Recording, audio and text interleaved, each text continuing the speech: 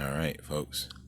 So, this video has an important message to it. I could say, oh, yes, I'm super gratified right now. Yes, I am. My life is wonderful and it's only getting better. So, with that being said, people get here by sun gazing. The snowballing effect that has expanded to what it is was a series of things that came together with her help, the sun, her sons, and then Hollywood, in one example, one time, told me to indulge my fantasies. And I was like, what? I said, what does that mean? And it's not any simple way to explain it. So she didn't give me an explanation. It's like I was trying to figure out, like, what does that mean? And there's no simple way to explain that. So I had to be on my journey. And that's just one instance of many things that got it to this point. So, for an example, I started fasting, and then when I started, fasting, I would smoke weed and drink a bunch of alcohol, like all of a sudden, and it trips your pineal gland, and it makes you have an experience where you can see this realm, the spirit realm that's hiding, that is our real, true existence, which is like a fanatical spiritual realm, and you have superhuman abilities like Free Guy and shit like that. So when I indulged my fantasies, I was driving a bus and I almost popped in the cool road, and she laughed. She goes, ha ha ha ha, like that. And I was like, wow. And it echoed in the whole dome. And I was like, did anybody else hear that? I was like, God damn, like the dome is like this big and she's like this outside of it. And literally laughs into it and it echoes. And I'm just like, whoa, what the hell? So this is what I'm showing. I'm not necessarily telling people, I'm like not trying to rub it in or anything, but this is a message to you guys that if you keep sun gazing, that you're going to end up in a paradise one way or another. You're going to end up in a paradise situation. I call it paradiddle of paradise, or like a paradise. And there's so many different versions of her, like, whether African American, mixed, or like all kinds of different races and different persona expressions of personalities. So she's like fairy godmother, and then this one's like the Russian here, and this one, she seems like she's real scientific or something, like she's like a science, and then she's like the void or like karmic elements, and you see what I mean. And then this would be like your doodle light body mate. Interesting. And then this one here is where I heard the term trophy wife comes from, because she's all gold. She's completely gold, and she's got these eyes that are kind of like storm. And yeah, this is the Russian here. So when it comes to like punishments, you'll normally hear in songs these two being mentioned the most out of mostly all of them. It's usually them, the Russian, and then Malneficent, or the karmic element, and those are like the enforcers. So this is an interesting. So how did I get here? The indulgement of fantasies, as I started looking into different things. I had the tripping of the breaker, which I was driving a bus. I almost wrecked that motherfucker. That wasn't a good idea, but it was, because then I figured out. But I had to pull back.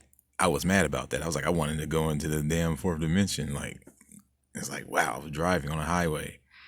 Anyways, another way I was doing it is I was finding AMSR videos, which is sounds, and I would play adult videos, things like that, and imagine myself having an encounter with one of them. And it started out being her and her. And then I met the rest of them because I kept on doing this, and I kept sun gazing, and I kept taking DMT. And DMT is that gateway into that layer that is the spiritual layer. So you listen to these adult sounds or videos, and you let it play in the background, and you close your eyes, and eventually what starts off what appears to be your imagination turns into what starts out as your imagination turns into the astral space. And the astral space is real. It's like a real place. One time I was with her, and then there was another guy there, and we were just having, a good time or whatever. I was on one side of the situation, and and then when I step back for a second, the guy reaches over towards me like, hey, are you? And I said, no, hold up, wait up. And I backed up and I was realized this is not my imagination. I was like, this dude reached over to me. I was like, nah, I'm not letting you reach on my. So I stepped back and I was like, what the fuck? And I realized it was not imagination. It was really happening. So ever since then, not even that moment, but moments like those make me do this just about like every night, and it became a regiment of things that are breaking my pineal gland open, and it makes your mojo grow. And you use shea butter and turpentine for that, and it draws out toxins and salts out of your body, so you can rub that everywhere on your spine and everything, and it works very well. So anyways, her her in Hollywood, and they were telling me you have to go from the base out because it makes it grow. You're pulling it out of your stomach, basically. So this one is like, she's like bass. You know what I'm saying? Like she's hilarious. She's like, she's really struck, and they all communicate with each other, even though it's the same woman. Kind of like, oh my god, I got a story about that. My chakra, I found the negative guy. Everybody's got some loathsome personality trait about themselves in here that is a self-defeating defeatist mindset, and it's actually one of your chakras, and I found mine that's doing it, and I fought him, and he lives in a fucking house. He's got a drafter's desk. He's an artist, but he's not like me, but he's like status quo. I fucking beat the hell out of this dude. I went in there. I said, "Stop talking about my fucking family." I fucking started whooping him, dude. And I smashed up half his room. And Thor showed up, and he was like, "No, no, hold up, man." And I was like, "Wait a minute, I really beat this dude's ass." Like, it's weird. It's like when you're like that and you're weak, you're just not like that. It's like it seems like it's all in the mind or something. Like being strong. Like I literally faced myself. And if the weaker version of yourself faces a strong version of yourself, then the weak version loses. And that's what I discovered.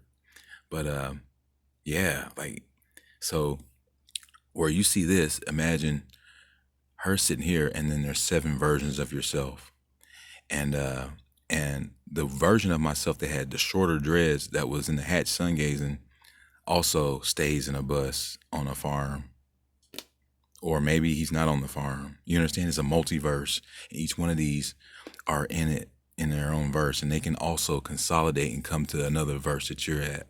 So that's the big secret, is that you can travel and be multiple versions of yourself.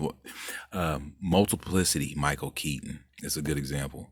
So today, as a matter of fact, and what made me realize is I really fought a version of myself as I went back, and then it seemed like a week after that, it's like Thor was in the room with him, talking to him, and he comes out smiling like he was trying to get along with him. So then when something negative popped into my mind again, and it wasn't my own thoughts, I was like, there he is again.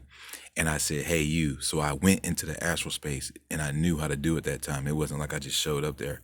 This time I intentionally went into his room, and he had less furniture in there because I smashed up half of his furniture, bro. This dude had half his furniture. His drafter's desk was like back again.